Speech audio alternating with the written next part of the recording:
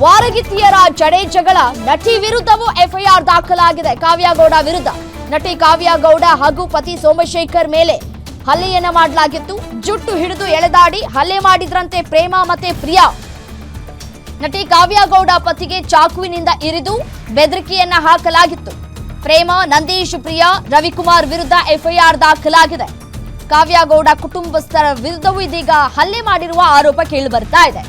ಕಾವ್ಯಗೌಡ ಕಡೆಯವರು ಹಲ್ಲೆ ಮಾಡಿದ್ದಾರೆ ಅಂತ ಹೇಳಿ ಪ್ರೇಮ ಅವರು ಹೇಳ್ತಾ ಇದ್ದಾರೆ. ಹಲ್ಲೆ ವಿಡಿಯೋ ಸಮೇತ ಪ್ರತಿ ದೂರನ್ನ ನೀಡಿದ್ದಾರೆ ಪ್ರೇಮ. ಕಾವ್ಯಗೌಡ, ಸೋಮಶೇಖರ್, ಭವ್ಯಗೌಡ ವಿರುದ್ಧವೂ ಕೂಡ ಎಫ್ಐಆರ್ ದಾಖಲಾಗಿದೆ. ರಾಮಮೂರ್ತಿ ನಗರ ಪೊಲೀಸ್ ಠಾಣೆಯಲ್ಲಿ ಎಫ್ಐಆರ್ ದಾಖಲಾಗಿದೆ. ವಾರಗಿತ್ತಿಯರ ಜಡೆ ಜಗಳ, ಇದೀಗ ಕಾವ್ಯಗೌಡ ವಿರುದ್ಧವೂ ಕೂಡ ಎಫ್ಐಆರ್ ದಾಖಲಾಗಿದೆ. ಕಾವ್ಯಗೌಡ ಅವರ ಕುಟುಂಬಸ್ಥರು ಕೂಡ ನಿಂದಿಸಿದ್ದಾರೆ, ಹಲ್ಲೆಯನ್ನ ಮಾಡಿದ್ದಾರೆ ಅಂತ ಹೇಳಿ ಪ್ರೇಮ ಅವರು ದೂರನ್ನ ಕೊಟ್ಟಿದ್ದಾರೆ. ಭವ್ಯಗೌಡ ಅವರ ಹೆಸರನ್ನು ಕೂಡ ಇಲ್ಲಿ ಉಲ್ಲೇಖವನ್ನ ಮಾಡಿದ್ದಾರೆ. ಕಾವ್ಯಗೌಡ ಅವರ ಅಕ್ಕ ಭವ್ಯಗೌಡ ಅವರ ಹೆಸರನ್ನು ಕೂಡ ಇಲ್ಲಿ ಉಲ್ಲೇಖ ಮಾಡಿದ್ದಾರೆ. ಸೋಮಶೇಖರ್ ಅವರ ವಿರುದ್ಧವೂ ಕೂಡ ಇದೀಗ ಎಫ್ಐಆರ್ ದಾಖಲಾಗಿದೆ. ತನಿಖೆಯಾಗಬೇಕು. ತನಿಖೆಯ ನಂತರ ಯಾವ ಕಾರಣಕ್ಕೆ ಜಗಳ ಶುರುವಾಯಿತು, ಆ ಜಗಳ ವಿಕೋಪಕ್ಕೆ ಹೋಗೋದಕ್ಕೆ ಯಾರು ಕಾರಣ, ಎಲ್ಲವೂ ಕೂಡ ಗೊತ್ತಾಗುತ್ತೆ. ಸದ್ಯಕ್ಕೆ ಮೇಲ್ನೋಟಕ್ಕೆ ಇಬ್ಬರ ಜಗಳ ಆಗಿದೆ. ಸೋಮಶೇಖರ್ ಅವರಿಗೆ ಚಾಕು ಇರಿಯಲಾಗಿದೆ ಅನ್ನೋದು ಗೊತ್ತಾಗ್ತಾ ಇದೆ. ನೋಡಿ, ಎಫ್ಐಆರ್ ಪ್ರತಿ ದೂರು ದಾಖಲಾಗಿರುವಂತಹ ಎಫ್ಐಆರ್ನ ಪ್ರತಿಯನ್ನ ಗಮನಿಸ್ತಾ ಇದ್ದೀರಿ. ನಂದೀಶ್, ಪ್ರೇಮ ದಂಪತಿ ಅವರು ಕೂಡ ಇದೀಗ ಸೋಮಶೇಖರ್, ಭವ್ಯಗೌಡ, ಕಾವ್ಯಗೌಡ ಅವರ ವಿರುದ್ಧ ಎಫ್ಐಆರ್ ದಾಖಲು ಮಾಡಿದ್ದಾರೆ. ಇಲ್ಲಿ ಕಾವ್ಯಗೌಡ ಅವರು ಬಹಳ ಫೇಮಸ್ ಅನ್ನೋದು ಎಲ್ರಿಗೂ ಕೂಡ ಗೊತ್ತಿರುವಂಥದ್ದು. ಅವರ ನಟನೆ ಹೇಗಿದೆ ಅನ್ನೋದು ಎಲ್ರಿಗೂ ಕೂಡ ಗೊತ್ತಿದೆ. ಅವರನ್ನ ಅಚ್ಚುಮೆಚ್ಚಿನ ನಟಿ ಅಂತಾನೆ ಕೂಡ ಕರೀತಾರೆ.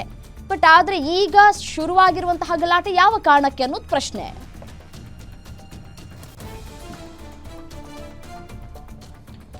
ಏನು ಇದೇ ವಿಚಾರಕ್ಕೆ ಸಂಬಂಧಪಟ್ಟಂತೆ ಮತ್ತಷ್ಟು ಡೀಟೇಲ್ಸ್ ಕೊಡ್ತಾ ಹೋಗ್ತಾರೆ senior crime reporter Ajay Kumar ದೂರವಾಣಿ ಸಂಪರ್ಕದಲ್ಲಿದ್ದಾರೆ. ಅಜಯ್, ಮೊದಲಿಗೆ ಕಾವ್ಯಗೌಡ ಅವರು ಎಫ್ಐಆರ್ ದಾಖಲು ಮಾಡ್ತಾರೆ. ಆ ಎಫ್ಐಆರ್ ದಾಖಲಿನ ಪ್ರತಿಯನ್ನ ನಾವು ಕೂಡ ತೋರಿಸಿದ್ವಿ. ಹಲ್ಲೆ ಮಾಡಿದ್ರು, ಚಾಕುವಿನಿಂದ ಇರಿದ್ರು ಅಂತ ಹೇಳಿದ್ರು. ಈಗ ನಂದೀಶ್ ಮತ್ತೆ ಪ್ರೇಮ ದಂಪತಿ ಕೂಡ ಪ್ರತಿ ದೂರನ್ನ ಕೊಟ್ಟಿದ್ದಾರೆ. ಆ ಪ್ರತಿ ದೂರಿನಲ್ಲಿ ಏನೆಲ್ಲ ಅಂಶಗಳನ್ನ ಉಲ್ಲೇಖ ಮಾಡಲಾಗಿದೆ ಅಂತ?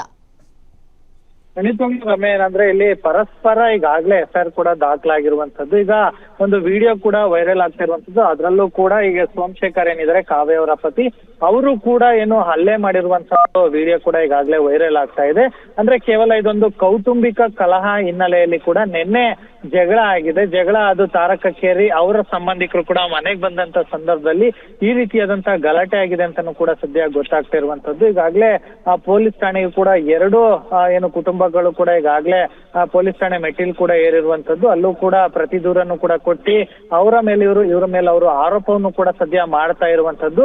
ಈಗಾಗ್ಲೇ ಕಾವ್ಯ ಅವರು ಕೂಡ ಕೆಲವೊಂದು ಅಲಿಗೇಷನ್ ಅನ್ನು ಕೂಡ ಈಗಾಗ್ಲೇ ಮಾಡಿ ಈ ಒಂದು ಕಂಪ್ಲೇಂಟ್ ಅನ್ನು ಕೂಡ ಕೊಟ್ಟಿದ್ದಾರೆ. ಅಂದ್ರೆ ಎಲ್ಲರ ಮುಂದೆ ಕೂಡ ನಿನ್ನನ್ನ ರೇಪ್ ಮಾಡ್ತೀವಿ ಅನ್ನೋ ಒಂದು ವಿಚಾರಗಳನ್ನು ಕೂಡ ಅವ್ರು ನನಗೆ ಹೇಳಿದ್ದಾರೆ, ಮತ್ತೆ ಹಲ್ಲೆ ಮಾಡಿದ್ದಾರೆ, ಅವಾಚ್ಯ ಶಬ್ದಗಳಿಂದ ನಿಂದಿಸಿದ್ದಾರೆ ಅನ್ನೋ ಒಂದು ವಿಚಾರಗಳನ್ನು ಕೂಡ ಅವರ ಒಂದು ಕಂಪ್ಲೇಂಟ್ ಅಲ್ಲೂ ಕೂಡ ಕೊಟ್ಟಿದ್ದಾರೆ. ಕಾವ್ಯ ಅವರು ಕೂಡ ಒಂದು 6 ರಿಂದ 7 ಜನರ ವಿರುದ್ಧ ಈಗಾಗಲೇ ಎಫ್ಐಆರ್ ಅನ್ನು ಕೂಡ ದಾಖಲು ಮಾಡಿರುವಂತದ್ದು. ಇನ್ನು ಪ್ರೇಮ ಅವರ ಕುಟುಂಬವರು ಕೂಡ ಈಗಾಗಲೇ ಕಂಪ್ಲೇಂಟ್ ಅನ್ನು ಕೂಡ ಕೊಟ್ಟಿದ್ದಾರೆ. ಅವರು ಕೂಡ ಕೆಲವೊಂದು ಅಲಿಗೇಷನ್ ಅನ್ನ ಕಾವ್ಯ ಅವರ ಕುಟುಂಬದ ಮೇಲೆ ಮತ್ತೆ ಅವರ ಕುಟುಂಬಸ್ಥರ ಮೇಲೆ ಕೂಡ ಈಗಾಗಲೇ ಮಾಡಿ ಅವರು ಕೂಡ ಈಗಾಗಲೇ ಕಂಪ್ಲೇಂಟ್ ಅನ್ನು ಕೂಡ ಕೊಟ್ಟಿದ್ದಾರೆ.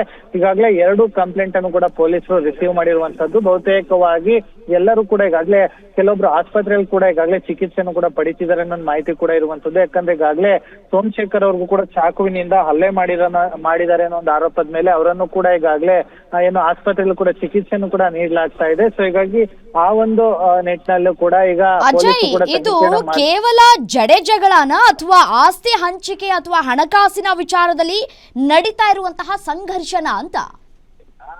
ಇದು ಕೇವಲ ಒಂದ್ ರೀತಿಯಾಗಿ ಯಾವುದೇ ಹಣಕಾಸಿನ ವಿಚಾರಗಳು ಇನ್ನೂ ಕೂಡ ಪ್ರಸ್ತಾಪ ಆಗಿಲ್ಲ. ಕೇವಲ ಕೌಟುಂಬಿಕದ ಕಲಹದ ಹಿನ್ನೆಲೆಯಲ್ಲಿ ಈ ರೀತಿಯಾದಂತಹ ಜಗಳ ಶುರುವಾಗಿದೆ ಅಂತಾನು ಕೂಡ ಗೊತ್ತಾಗ್ತಿರುವಂತದ್ದು. ಯಾಕಂದ್ರೆ ನಿನ್ನೆ ಕೂಡ ಕೆಲವೊಬ್ರು ಸಂಬಂಧಿಕರು ಕೂಡ ಮನೆಗೆ ಬಂದಿರ್ತಾರೆ. ಆ ಸಂದರ್ಭದಲ್ಲಿ ಇಲ್ಲಿ ಮಾತುಕತೆ ಆಗಿ ಆ ನಂತರ ಇದು ವಿಕೋಪಕ್ಕೆ ಹೋಗಿ ಆ ನಂತರ ಬಡದಾಟ ಆಗುವಂತ ಸ್ಥಿತಿಗೂ ಕೂಡ ತಲುಪಿದೆ ಅಂತಾನು ಕೂಡ ಗೊತ್ತಾಗ್ತಾ ಇದೆ. ಇನ್ನು ಯಾವುದೇ ಹಣಕಾಸಿನ ವಿಚಾರ ಆಗಿರ್ಬೋದು ಅಥವಾ ಆಸ್ತಿ ವಿಚಾರ ಆಗಿರ್ಬೋದು ಯಾವ್ದು ಕೂಡ ಇನ್ನು ಪ್ರಸ್ತಾಪ ಆಗಿಲ್ಲ. ಕೇವಲ ಇಲ್ಲಿ ಅವರ ಮನೆಯಲ್ಲಿದ್ದಂತಹ ಏನು ವಾರ್ಗಿತ್ತೀರಿ ಅಂತ ಏನ್ ಕರೀತಾರೆ ಅವರ ವಿಚಾರದಲ್ಲಿ ಮಾತ್ರ ಇಲ್ಲಿ ಜಗಳ ಆಗಿರುವಂತದ್ದು. ಆನಂತರ ಸಂಬಂಧಿಕರು ಬಂದಿದ್ದಾರೆ, ಅದು ಕೂಡ ವಿಕೋಪಕ್ಕೆ ಹೋಗಿ ಆನಂತರ ಆ ಒಂದು ನಿಟ್ಟಿನಲ್ಲಿ ಜಗಳ ಆಗಿದೆಯೇ ಹೊರತು ಯಾವುದೇ ರೀತಿ ಹಣಕಾಸು ಆಗಿರ್ಬೋದು ಅಥವಾ ಆಸ್ತಿ ವಿಚಾರ ಆಗಿರ್ಬೋದು ಇನ್ನೂ ಕೂಡ ಪ್ರಸ್ತಾಪ ಆಗಿಲ್ಲ.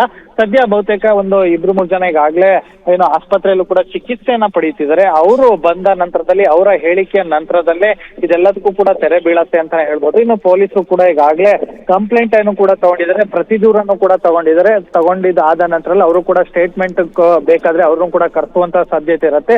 ಕರೆಸಿ ಆ ನಂತರ ಅವರು ಯಾವ ರೀತಿಯಾದಂತ ಸ್ಟೇಟ್ಮೆಂಟ್ ಮತ್ತೆ ಯಾವ ರೀತಿಯಾದಂತ ಅಲಿಗೇಷನ್ಸ್ ಅನ್ನ ಮಾಡ್ತಾರೆ. ಕಾವ್ಯಗೌಡ ಅಕ್ಕ ಭವ್ಯಗೌಡ ಏನಿದ್ದಾರೆ ಅವ್ರ ಮೇಲೂ ಕೂಡ ಹಲ್ಲೆ ಆಗಿದೆ, ಅವರು ಕೂಡ ಹಲ್ಲೆಯಲ್ಲಿ ಭಾಗಿಯಾಗಿದ್ದಾರೆ ಅಂತ ಹೇಳಿ ಪ್ರತಿ ದೂರಿನಲ್ಲಿ ಉಲ್ಲೇಖ ಮಾಡಿದ್ದಾರೆ.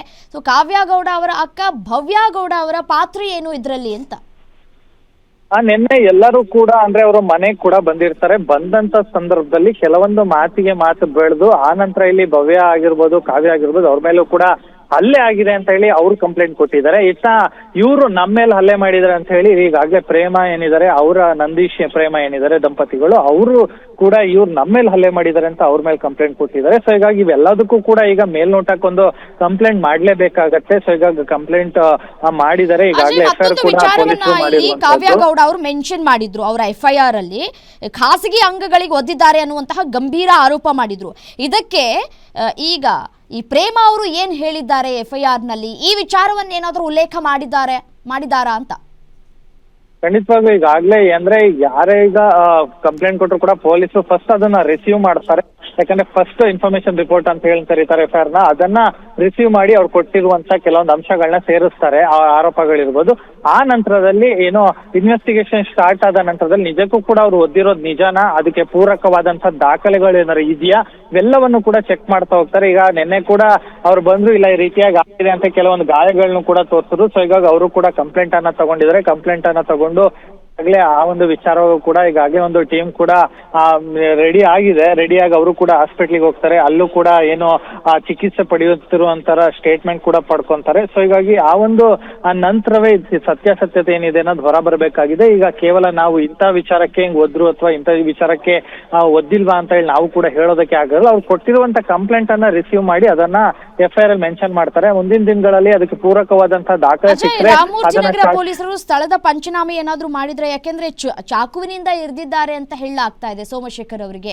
ಸೊ ಆ ಚಾಕುವನ್ನ ಏನಾದ್ರೂ ವಶಕ್ಕೆ ತೆಗೆದುಕೊಳ್ಳುವಂತಹ ಕೆಲಸಗಳಾಗಿದೆಯಾ ಇಲ್ಲಿ ತನಕ? ಖಂಡಿತವಾಗ್ಲೂ ಇವತ್ತು ಅಂದ್ರೆ ಈಗಾಗಲೇ ರಾತ್ರಿ ಗಲಾಟೆ ಆಗಿರೋದ್ರಿಂದಾಗಿ ಈಗ ಬೆಳಗಿನ ಜಾವ ಹೋಗಿ ಮಾಡುವಂತ ಕೆಲಸ ಪೊಲೀಸರು ಮೊದಲೇ ಅದು, ಯಾಕಂದ್ರೆ ಸ್ಪಾಟ್ ಮಾರ್ಜರ್ ಮಾಡ್ಲೇಬೇಕಾಗತ್ತೆ ಯಾವುದೇ ಒಂದು ಕ್ರೈಮ್ ಸೀನ್ ಆದ್ರೂ. ಸೊ ಹೀಗಾಗಿ ಅವ್ರು ಈಗ ಅಲಿಗೇಷನ್ ಮಾಡಿರೋದಂತೂ ನಿಜ, ಹಿಂಗೆ ಚಾಕುವಿಂದ ಏನೋ ಕೈಗೆ ಕುಯ್ದಿದ್ದಾರೆ ಅಂತ ಹೇಳಿ. ಸೊ ಈಗ ಆ ಒಂದು ನಿಟ್ಟಿನಲ್ಲೂ ಕೂಡ ನೀವು ಹೇಳ್ದಂಗೆ ಆ ಒಂದು ಚಾಕು ಸಿಗುತ್ತಾ, ಅದು ನಿಜವಾಗ್ಲೂ ಕುಯ್ದಿದಾರ ಅನ್ನೋದ್ರ ಬಗ್ಗೆ ಕೂಡ ತನಿಖೆಯನ್ನ ಮಾಡ್ತಾರೆ. ಅವ್ರು ಕೊಟ್ಟಿರುವಂತ ಕಂಪ್ಲೇಂಟ್ ಅಲ್ಲಿ ಯಾವ ಅಂಶಗಳಿದೆ ಅದೆಲ್ಲವೂ ಕೂಡ ನಿಜಾನ ಸತ್ಯನ ಅಥವಾ ಸುಳ್ಳ ಅನ್ನೋದ್ರ ಬಗ್ಗೆ ಕೂಡ ತನಿಖೆಯನ್ನ ಕೂಡ ಮಾಡ್ತಾರೆ. ಸದ್ಯ ಹಾಸ್ಪಿಟಲ್ ಅಲ್ಲಿ ಏನು ಚಿಕಿತ್ಸೆ ಪಡೀತಿರೋದ್ರಿಂದಾಗಿ ಅವ್ರಿಗೂ ಕೂಡ ಏನೋ ಕೇಳ್ಬೇಕಾಗತ್ತೆ ಯಾವ ರೀತಿಯಾಗಿ ನಿಮಗೆ ಹಲ್ಲೆ ಮಾಡಿದ್ರ ಅಂತಾನು ಕೂಡ. ಸೊ ಈಗ ಅಲ್ಲೂ ಕೂಡ ಹಾಸ್ಪಿಟಲ್ ಕೂಡ ಪೊಲೀಸರು ಸ್ಟೇಟ್ಮೆಂಟ್ ಅವ್ರು ಇನ್ ಕೇಸ್ ಮಾತಾಡೋದಕ್ಕಾದ್ರೆ ಅವರ ಸ್ಟೇಟ್ಮೆಂಟ್ ಅನ್ನು ಕೂಡ ಬರ್ಕೊಳ್ತಾರೆ. ಆ ನಂತರ ಪಂಚನಾಮೆ ಕೂಡ ಮಾಡ್ತಾರೆ. ಅದೆಲ್ಲ ಆದ ನಂತರದಲ್ಲೇ ಅವರನ್ನ ಕರೆಸಿ ಸ್ಟೇಟ್ಮೆಂಟ್ ತಗೊಳ್ಳುವಂತ ಎಲ್ಲ ಸಾಧ್ಯತೆಗಳು ಕೂಡ ಇರುತ್ತೆ. ಸದ್ಯ ಈ ಒಂದು ಕೇಸ್ ನಲ್ಲೂ ಕೂಡ ಸದ್ಯ ಈಗ ಕಾವ್ಯ ಅವರ ಇದೆಲ್ಲವನ್ನ ಗಮನಿಸ್ತಾ ಇದ್ರೆ ಕುಟುಂಬದ ಒಳಗಿನ ಈ ರಂಪಾಟ ಬೀದಿ ಬಂದು ಈಗ ಪೊಲೀಸ್ ಠಾಣೆ ಮೆಟ್ಟಿಲಿರೋದು ಸಂಧಾನದ ಒಂದು ಹಂತವನ್ನು ಕೂಡ ಮೀರಿದಂತೆ ಕಾಣಿಸ್ತಾ ಇದೆ ಅಲ್ವಾ? ಖಂಡಿತವಾಗ್ಲೂ ರಮ್ಯಾ, ಯಾಕಂದ್ರೆ ಈಗಾಗ್ಲೇ ಸಣ್ಣ ಪುಟ್ಟ ವಿಚಾರ ಆಗಿದ್ರೆ ಮನೇಲೆ ಜಗಳ ಆಗತ್ತೆ, ಮನೇಲೆ ಇತ್ಯರ್ಥ ಕೂಡ ಆಗತ್ತೆ. ಈಗಾದ್ರೆ ಇಲ್ಲಿ ಎರಡೂ ಕುಟುಂಬಗಳು ಕೂಡ ಒಂದೇ ಮನೆಯಲ್ಲಿ ಕೂಡ ಈ 4 ಜನರು ಕೂಡ ವಾಸ ಮಾಡ್ತಾ ಇದ್ರು ಅಂತಾನು ಕೂಡ ಗೊತ್ತಾಗಿರುವಂತದ್ದು. ಕಾವ್ಯ ಸೋಮಶೇಖರ್ ಆಗಿರ್ಬೋದು, ಜೊತೆಗೆ ಪ್ರೇಮ ಮತ್ತೆ ನಂದೀಶ್ ಆಗಿರ್ಬೋದು, ಅವರಿಬ್ರು ಅಣ್ಣ ಆಗಿರೋದ್ರಿಂದಾಗಿ ಒಂದೇ ಕುಟುಂಬಸ್ಥರು. ಸೊ ಹೀಗಾಗಿ ಸಣ್ಣ ಪುಟ್ಟ ಜಗಳ ಇಷ್ಟ ದಿನ ಇದ್ದಿದ್ದೆ, ಆದ್ರೆ ಈಗ ಇದು ಅತಿರೇಕಕ್ಕೆ ಹೋಗಿ ನಿನ್ನೆ ಕೂಡ ಇಬ್ಬರು ಕಡೆಯ ಸಂಬಂಧಿಕರು ಕೂಡ ಬಂದಿದ್ರಿಂದಾಗಿ ಇದೆಲ್ಲ ಒಂದ್ ಕಡೆ ಅತಿರೇಕಕ್ಕೆ ಹೋಗಿದೆ. ಬಾಯಿ ಮಾತುಗಳು ಕೂಡ ಏನೋ ಬೇರೆ ಬೇರೆ ರೀತಿಯಲ್ಲಿ ಮಾತುಗಳನ್ನು ಕೂಡ ಆಡ್ಕೊಂಡಿದ್ದಾರೆ, ಅವಾಚ್ಯ ಶಬ್ದಗಳಿಂದ ನಿಂದಿಸಿದ್ದಾರೆ. ಸೊ ಹೀಗಾಗಿ ಇದು ಸಂಧಾನಕ್ಕೆ ಹೋಗೋದು ಬಹುತೇಕ ಡೌಟ್ ಅಂತಾನೆ ಹೇಳ್ಬೋದು. ಸದ್ಯ ಎಲ್ಲಾ ಮಾಧ್ಯಮಗಳಲ್ಲೂ ಕೂಡ ಈಗಾಗಲೇ ಪ್ರಸಾರ ಆಗ್ತಿರೋದ್ರಿಂದಾಗಿ ಎಲ್ಲರೂ ಕೂಡ ಕಾನೂನಿನ ಹೋರಾಟ ಮಾಡೋದಕ್ಕೂ ಕೂಡ ಸದ್ಯ ಮುಂದಾಗ್ತಾ ಇದ್ದಾರೆ. ಸೊ ಹೀಗಾಗಿ ಇವತ್ತು ಕೂಡ ಯಾವ್ಯಾವ ರೀತಿಯಾದಂತಹ ಒಂದು ಡೆವಲಪ್ಮೆಂಟ್ ಆಗತ್ತೆ ಅಂತ ನಾವು ನೋಡ್ಬೇಕಾಗಿದೆ. ಈಗಾಗಲೇ ಬಹುತೇಕವಾಗಿ ಎಲ್ಲ ಅಂದ್ರೆ ಒದೆ ಬಿದ್ದಿದೆ ಮತ್ತೆ ಚಾಕುಲ್ ಚುಚ್ಚಿದ್ದಾರೆ ಅಂತ ಹೇಳ್ದಂತವ್ರು ಎಲ್ಲರೂ ಕೂಡ ಈಗಾಗಲೇ ಹಾಸ್ಪಿಟಲ್ ಕೂಡ ಚಿಕಿತ್ಸೆನ ಪಡಿತಾರೆ. ಅವರೆಲ್ಲರೂ ಕೂಡ ನಾವು ಗಮನಿಸೋದಾದ್ರೆ ಈ ಜನಪ್ರಿಯತೆಯ ದ್ವೇಷ ಅಂತ ಹೇಳಲಾಗ್ತಾ ಇದೆ. ಸೊ ಕುಟುಂಬದೊಳಗೆ ಕೇವಲ ಹೊಟ್ಟೆ ಕಿಚ್ಚಿನಿಂದ ಈ ರೀತಿಯಾಗಿ ಜಗಳ ಆಯ್ತಾ, ರಂಪಾಟ ಆಯ್ತಾ ಅಂತ? ಖಂಡಿತವಾಗ್ಲೂ ರಮ್ಯ, ಅದೇ ನಾನು ಹೇಳ್ದಂಗೆ ಈಗ ಅದೆಲ್ಲದಕ್ಕೂ ಕೂಡ ತನಿಖೆ ಆಗ್ಬೇಕಾಗತ್ತೆ. ನಾವು ಊಹಾಪೋಹಗಳನ್ನ ಹೇಳೋದಕ್ಕೆ ಆಗೋದಿಲ್ಲ. ಈಗಾಗಲೇ ಕಂಪ್ಲೇಂಟ್ ಏನ್ ಕೊಟ್ಟಿದ್ರೆ ಅದನ್ನ ಮಾತ್ರ ನಾವಿಲ್ಲಿ ಹೇಳ್ಬೋದು ಹೊರತು ನಾವು ಊಹಾಪೋಹಗಳನ್ನ ಹೇಳೋದಕ್ಕೆ ಆಗೋದಿಲ್ಲ. ಸೊ ಹೀಗಾಗಿ ಮುಂದಿನ ದಿನಗಳಲ್ಲಿ ತನಿಖೆ ಆದ ನಂತರವೇ ಯಾವ ಕಾರಣಕ್ಕೋಸ್ಕರವಾಗಿ ಇವರೆಲ್ಲ ಹೊಡೆದಾಟ ಮಾಡ್ಕೊಂಡಿದ್ದಾರೆ ಮತ್ತೆ ಈ ರೀತಿಯಾಗಿ ಅವಾಚ್ಯ ಶಬ್ದಗಳಿಂದ ನಿನ್ಸ್ಕೊಂಡಿದ್ದಾರೆ ಅಂತ ಹೇಳಿ ಗೊತ್ತಾಗ್ಬೇಕಾಗಿದೆ. ಸದ್ಯ ಪೊಲೀಸರು ಕೂಡ ಅದೇ ಒಂದು ಕೆಲಸದಲ್ಲಿ ಕೂಡ ಇರುವಂತದ್ದು. ಯಾವ ಕಾರಣದಿಂದಾಗಿ ಈ ರೀತಿಯಾಗೆಲ್ಲ ಆಯ್ತು, ನಿನ್ನೆ ಯಾರ್ಯಾರು ಇದ್ರು ಅಂತ ಹೇಳಿ ಕೂಡ ಈಗಾಗಲೇ ಸೀರಿಯಸ್ ಅಲಿಗೇಷನ್ ಕೂಡ ಸೋಮಶೇಖರ್ ಅವರ ಪರಿಸ್ಥಿತಿ ಹೇಗಿದೆ? ಚಾಕುವಿನಿಂದ ಇರಿಯಲಾಗಿತ್ತು, ತೀವ್ರವಾಗಿ ಗಂಭೀರವಾಗಿ ಗಾಯಗಳೇನಾದ್ರೂ ಆಗಿದ್ಯಾ ಸೋಮಶೇಖರ್ ಅವರಿಗೆ? ಅವರ ಆರೋಗ್ಯ ಪರಿಸ್ಥಿತಿ ಸ್ಥಿರವಾಗಿದ್ಯಾ ಅಂತ? ಈಗಾಗಲೇ ಅವರು ಕೂಡ ಆಸ್ಪತ್ರೆಯಲ್ಲಿ ಚಿಕಿತ್ಸೆ ಪಡಿತಿದ್ದಾರೆ, ಚೇತರಿಸ್ಕೊಂಡಿದ್ದಾರೆ ಅನ್ನೋ ಮಾಹಿತಿ ಕೂಡ ಇರುವಂತದ್ದು. ಇನ್ನು ಸೋಮಶೇಖರ್ ಅವರ ಮೇಲೆ ಕೂಡ ಹಲ್ಲೆ ಆಗಿದೆ ಅನ್ನೋ ಒಂದು ವಿಚಾರಗಳನ್ನು ಕೂಡ ಈಗಾಗಲೇ ಎಫ್ಐಆರ್ ಅಲ್ಲಿ ಉಲ್ಲೇಖ ಮಾಡಿದ್ದಾರೆ. ಇದ್ರ ಜೊತೆಗೆ ಈಗಾಗಲೇ ಒಂದು ವಿಡಿಯೋ ವೈರಲ್ ಆಗಿದೆ. ಆ ಒಂದು ವಿಡಿಯೋದಲ್ಲೇ ಸೋಮಶೇಖರ್ ಅವರೇ ಅಲ್ಲಿ ಎದುರುಗಡೆ ಇದ್ದಂತವ್ರ ಮೇಲೂ ಕೂಡ ಹಲ್ಲೆಯನ್ನ ಮಾಡಿದ್ದಾರೆ. ಸೊ ಹೀಗಾಗಿ ಇವೆಲ್ಲವೂ ಕೂಡ ಸತ್ಯಾಸತ್ಯಗಳನ್ನ ಹೊರ ತೆಗಿಬೇಕು ಅಂದ್ರೆ ಪೊಲೀಸರಿಗೂ ಕೂಡ ಸಮಯ ಹಿಡಿಯುತ್ತೆ. ಅವರು ಕೂಡ ಈಗಾಗಲೇ ಎಫ್ಐಆರ್ ಲಾಡ್ಜ್ ಮಾಡಿದ್ದಾರೆ. ಎಫ್ಐಆರ್ ಲಾಡ್ಜ್ ಮಾಡಿ ಕಂಪ್ಲೇಂಟ್ ಕೊಟ್ಟು ಆನಂತರ ಅವರು ಕೂಡ ಏನು ಪ್ರತಿಯೊಬ್ಬರನ್ನ ಕರೆಸಿ ನೋಟಿಸ್ ಕೊಟ್ಟು ಸ್ಟೇಟ್ಮೆಂಟ್ ಅನ್ನ ಕೊಡ್ಬೇಕಾಗತ್ತೆ. ಯಾವ್ಯಾವ ಸೆಕ್ಷನ್ಸ್ ಗಳು ಹಾಕಿರ್ತಾರೋ ಅದ್ರ ಮೇಲೆ ಅವರು ವರ್ಕ್ ಮಾಡ್ಬೇಕಾಗತ್ತೆ.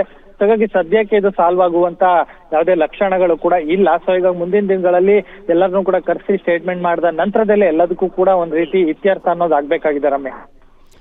ರೈಟ್, ಥ್ಯಾಂಕ್ ಯು ತಮ್ಮೆಲ್ಲ ಮಾಹಿತಿಗಾಗಿ.